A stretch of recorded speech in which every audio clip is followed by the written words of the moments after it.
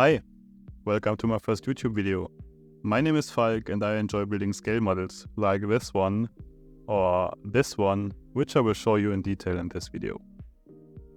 But first, let's start with a few impressions of my last project. This is the Saber Models Kesselwagen kit in 1/35 scale. It was great fun to build this model since everything fit together pretty well and was a nice change in subject since I normally build military vehicles. I knew right away that I needed to build a base for this model to display it nicely. The base is made out of XPS foam that I covered with wood veneer. The rest is a mixture of VMS Smart Mud, static grass, cork and putty.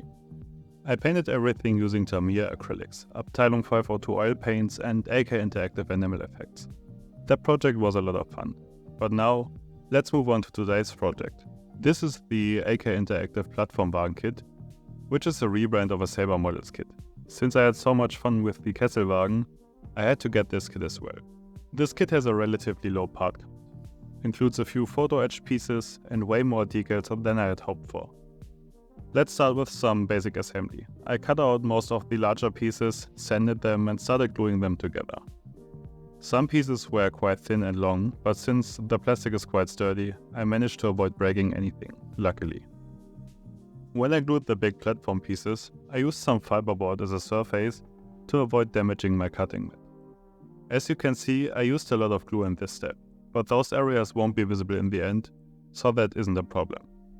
It is also no problem to remove glue stains with a fiberglass pencil. Those long and thin pieces got a little bent while sanding, so again I used a lot of glue and a ruler to make sure they were straight after gluing. Also, we are still on the underside, so I didn't care about any glue stains. I noticed some larger ejector pin marks, and since I wasn't sure if those will be visible in the end, I filled them using my black VMS superglue. After the glue dried overnight, I used my hobby knife to scrape the excess glue off.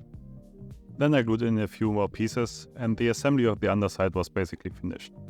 Some of the side parts needed some details removed. I used a razor blade to cut most of them off and then sanded everything smooth. I use nail polishing files for that, since they are cheap and work great for our purposes. Now we get to the fun parts, like adding steel texture and weld beads. The real flatbed car has some clearly visible welding, so I wanted to recreate this. I used my engraving tool to cut some 0.3mm wide grooves in the areas where the welds would sit later. I did this before gluing the pieces together so I could lay them flat on my workbench and get a good grip on them. This AK interactive engraver is new to me. Before I used a cheap Amazon tool, but this one is a lot sharper than the old one. I only needed a few passes to get to the right depth. Then I glued the side pieces in, again with a lot of glue to keep everything nice and sturdy. After the glue had dried, I used Tamiya thin cement to smooth out the grooves and melt away any plastic residue left in them to get a clean surface. After this step, I leave my parts alone for a few hours, so I avoid leaving any fingerprints in the still soft plastic. I then started with the steel texture. I mixed some Tamiya putty with a lot of extra thin cement. Then I used an oil paintbrush and sippered the mixture onto the pieces. I like to use a very thin mixture since it gives me a smoother surface that does not require any sanding. Now it was time to work on the welding again. For the welds I mixed Tamiya epoxy putty and green stuff in a 1:1 ratio. Both putties work fine on their own, but I mixed them to get the best of both worlds. I then rolled the putty into thin noodles using a piece of styrene and some tap water. These were cut roughly into shape and then placed onto the parts. And I again added some tap water so they wouldn't stick to any surfaces I didn't want them to. I used a silicone brush to press the putty into the grooves I created earlier. Any excess putty can easily be removed using a razor blade or a hobby knife. I kept adding tap water so I didn't tear the putty apart. You get about an hour of working time with those putties, so you either work quickly or in smaller sections. I managed to do everything in one session, since those welds on this railway car weren't too complicated. Then I added the weld texture itself. My tool for that is a piece of aluminum can shaped into a U and glued to a toothpick. I used that tool to make imprint after imprint, until the welds matched those on my reference pictures. That process is a lot of fun and doesn't take much time, while adding a lot of interesting detail to the model. It is also one of my go-to techniques when I build things like I normally do. Then I moved on to the undercarriage. and at that point it also started to feel like I was building a tank. Every piece was there like 8 to 16 times, just like on a tank running gear. So I did a lot of mold line removal. And this is also the point where I deviated from the manual. I needed to build the basic carriage before adding any details to it, so I was able to add steel texture and weld beads more easily. I glued on those details afterward, which was a little harder but still worth the benefits. Adding the brakes was a little complicated. The brakes were connected by thin plastic rods from side to side that were a little too short, so it was a little fiddly to glue them in. But they still did fit a lot better than the brakes on the Kesselwagen kit. Then I started working on all those small details, cutting them off the sprue, cleaning them and gluing them together. Some of those were quite basic, but I didn't worry about that too much since the flatbed car won't be the main subject of my next diorama. At this point, I like to cut all the parts off the sprue, sand them all together and glue them in at the end. I keep all those small parts in a plastic box so I don't lose any of them. Then I started working on the photo etch parts. I used my RP Tools photo etch bending tool to make that a little easier. This tool holds the photo etch parts firmly in place while I bend them using a razor blade. Doing it this way ensures that I get a clean and straight bend, even on larger parts like side skirts for tanks for example. I also sanded every surface of the parts before bending them. This ensures that the paint later will get a good grip on the surface and won't come off during weathering. Sometimes I use a special metal primer, but on parts that are small like this, I spare myself that work. For small photo etch parts like this one, I like using tweezers and pliers to bend them, since it's a little faster and works just fine for smaller parts. When it came to gluing them, I brought out my black VMS superglue again. Photo etch parts need to be glued with superglue since plastic glue won't stick to them. The black superglue makes it pretty easy to spot and clean any excess, and it also dries a little slower, giving me more time to adjust the parts. Thin superglue might dry way too fast for that. When the pieces are glued in place and the glue is dry, I use VMS superglue remover to remove any unwanted glue. I managed to break some small plastic rods that were supposed to hold these end wheels. I replaced them with steel wire, which also gave me the option to remove those parts later for easier painting. Then I used some copper wire and my RP Tools handle bending tool to make some grab handles. I don't like using plastic pieces for that, they are hard to sand smooth and also break easily. Copper handles also give me the option to bend them and show some wear and tear on my model. As you just saw, it's quite easy to use that tool, but sometimes I go back to just using pliers for making grab handles. Maybe when there isn't the right size available on the tool, or I just need 1 or 2 grab handles and that don't need to be too uniform. I glued the grab handles again using black VMS superglue since it's easy to clean and easy to spot after it dried. And again it came in handy that the glue just needs a little longer to dry, so I was able to adjust the parts when they were fitted to the model. Then it came to the last details. I glued a bunch of small hooks and hand levers to the model. The carriages were attached using superglue at this point, so I was able to remove them for easier painting. I glued them to the model at the end. And with that, the building part comes to an end. It was a lot of fun since the parts fit again well, and compared to other models, this kit is pretty simple but still interesting. And as I already said, this railcar will only play a small role in my next diorama. Like every good paint job, this one starts with the coat of Mr. Surfacer 1500 in black. This not only acts as a primer but also creates dark fake shadows in some hard to reach areas. I use Mr. Leveling Thinner to dilute my paints because it works great. I really like the smooth and uniform surface that Mr. Surfacer gives me. Then I started painting the base coat on the platform and the undercarriage. I used Tamiya NATO Black for that. I dilute my paint pretty heavy in about a 2:1 ratio because I prefer to spray many thin coats instead of a few thicker ones.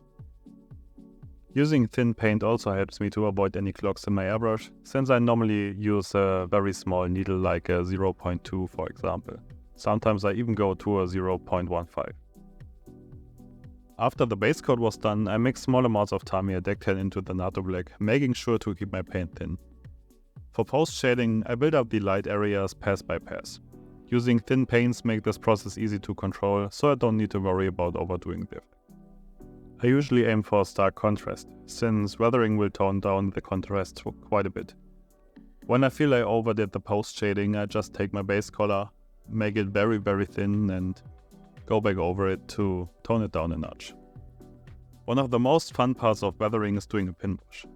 I don't varnish my models beforehand because I like the extra grip that a pin wash has on a matte surface. However, that also means that I need to blend quickly, as the panel liner can cause ugly stains if not blended right away. If you like to have a little more time for the blending, just spray a gloss coat before you do your pin wash. I use the AK Interactive odorless thinner, but in the past I also had great results using hardware store thinners. However, I prefer the AK one because it's less aggressive and makes the blending a little easier to control. If you feel your pin wash is too light, it's no problem to do another pass. When I use the black AK panel liner, I usually do 2 to 3 passes to get a nice dark result. I always wear gloves when working with enamel paints, as the smell is hard to get off your fingers. Now let's move on to the decals. This model has quite a lot of them compared to models I did in the past. Unfortunately, the decals were a pain to work with.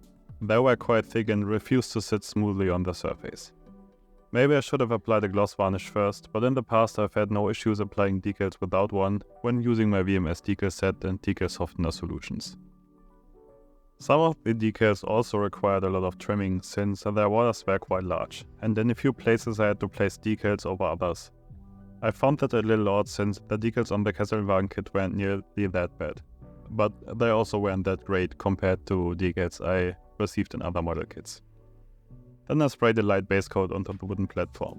My original idea was to use oil paints for the base coat, but since they take quite a long time to dry and I want to finish this project, I decided to use my Scale 75 Artist acrylics for that. I love these paints. I usually use them for figure painting since they stay wet for a lot longer than other acrylic paints and work fantastic for glazing. Because they stay wet longer, I was able to blend them like oil paints, but they dried in a couple of minutes instead of a couple of days. Doing the base coat this way was quite fast. I also did a small test on a piece of styrene with oil paints, and the end result looked nearly the same.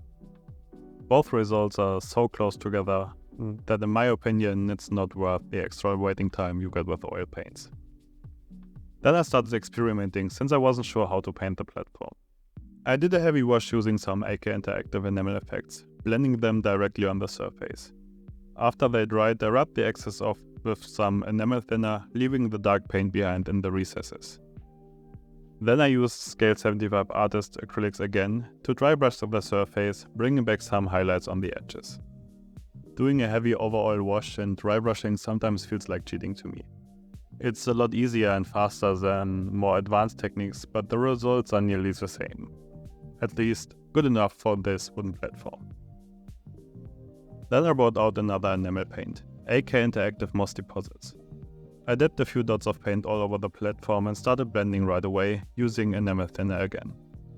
In between I dipped my brush in thinner and wiped off the excess paint on a paper towel to remove some of it and achieve a more natural, almost patchy look all over the surface. Then I applied a varnish for the first time, using AK Super Matte Varnish thinned with AK Acrylic Thinner. Then it was time for some detail painting. I used AK 3rd Gen acrylics for that. Some parts needed to be white. As you probably know, painting white is quite a task, so I applied a few thin layers until I reached the desired result. For painting metallics, I like to use Vallejo metal colors. They are made for airbrushing but can be also used for brush painting just fine. Be careful when you close the lids of the bottle, as they tend to splatter paint everywhere and may ruin your model. Ask me how I know. But since they flow so nicely off the brush, I come back to them every time I need to paint some metallics. Then I started working on some paint chipping. I did heavy chipping around the platform, imagining where the paint would suffer from daily loading. I like to use AK Interactive 3rd Gen chocolate color for that, as it gives an old slightly corroded metal look without appearing too rusty. I prefer doing chipping with a brush, because I feel it's more controllable than sponge chipping. But as you'll see later, I also used some sponge chipping for the carriages. Chipping takes quite some time, and I like to take regular breaks to give my muscles a little rest. But for me it's a lot of fun going back and forth between my model and the reference, and see how they get closer and closer.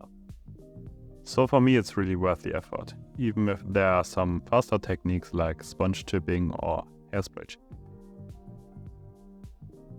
After finishing my first round of chipping, I started painting some highlights. Again I used AK 3rd Gen acrylics for that. Grey blue is a nice color to add more contrast to small details and make them pop. I know this might not be the most realistic look, but I think it's nice to make all those small details clearly visible, especially since we spend so much time gluing them to our models.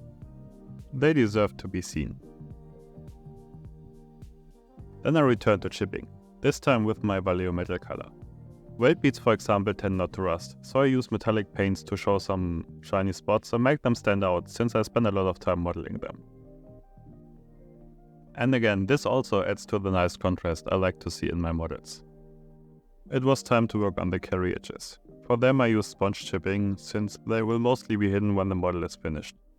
Once again, AK Interactive 3rd Gen Chocolate was my color of choice for that task. When doing sponge chipping, try to rotate your sponge on a regular basis, so the chipping does not start to look too uniform. After I was happy with the result, I went back to my highlight color and started highlighting the nuts and bolts on the carry edges. Again, this may not be the most realistic look, but I like that I can still see those details even when they are in the shadow under the platform. If you keep your paints thin, almost like a glaze consistency like you would use for figure painting, it's easier to control how bright your highlight becomes. In some areas I also did some very light edge highlighting to get even more contrast. Then it was time for rust effects. I used an AK enamel effect for that, sprayed through my airbrush. Those enamel paints work right out of the bottle for airbrushing, and there's no need to thin them any further. Just make sure you got good ventilation going, since the sprayed enamel fumes are pretty nasty. The best thing about enamel effects is that it's easy to fix up any mistakes you did. Just bring out the enamel thinner and you will be able to wipe most of the paint off. In areas where I went a little heavy with the rust, I just blended the paint with some thinner until I had a light coat of fresh rust. Then it was time for Vallejo metal color again. I painted the contact surfaces between the wheels and the tracks silver to show that they got polished by the friction. That's an easy way to spot if a railway car or railway track is still in use. Let's move on to rain marks and dust effects. While I worked on my last project, I was able to look at a lot of real railway cars. One thing I noticed on every one of them were some heavy but fine dust-colored streaking effects all over. I recreated those using AK enamel rain mark effects. I dabbed a few drops of paint on the upper edges and then started blending right away in a downward motion. I have built that effect up in layers to get to the subtle but still noticeable look I spotted on the real cars. For some of those layers I'll also use a white and flat brush to get a more uniform look. It's always nice to take a look at the real thing, if possible, to get a better understanding of how those things look in reality. When I thought that I was almost finished, I realized that I totally forgot about the hand wheels. I painted them yellow, stuck them to the model and weathered them as well. Then as a last step, I glued the carry edges to the model using Tamiya glue. And here we are, the finished model all painted and weathered. Overall, this was a fun and quick project, but there was one point where I almost lost my nerves. I had to build this model twice. On my first try I somehow lost one of the side pieces of the undercarriage. I still can't imagine how that happened since it's one of the largest pieces of the kit. I did a big search and rescue effort but wasn't able to find it, so I bought another kit and started all over again. As I mentioned, this model will be part of my most ambitious diorama so far. In the next video I'll be working on the main subject. I'll be building a plane for the first time and cutting it in half. Thank you all for watching. I would really appreciate if you like this video, subscribe to my channel and share it with your friends. If you'd like to see some high resolution photos of the finished model, follow the link in the video description. I hope to see you all next time.